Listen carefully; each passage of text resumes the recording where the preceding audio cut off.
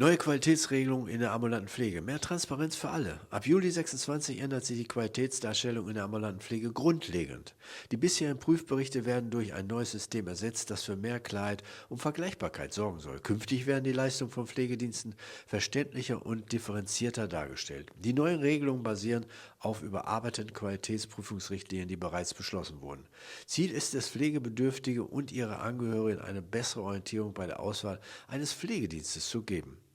Dabei werden verschiedene Qualitätsbereiche berücksichtigt, wie zum Beispiel pflegerische Leistungen, ärztlich verordnete Maßnahmen und Serviceangebote. Auch die Ergebnisse von Qualitätsprüfungen fließen in die Bewertung ein.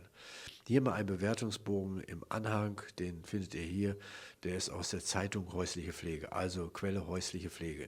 Insgesamt soll das neue System transparenter sein und realistisch zeigen, wie gut ein Pflegedienst arbeitet, damit Betroffene fundierte Entscheidungen besser treffen können. Danke fürs Zuhören.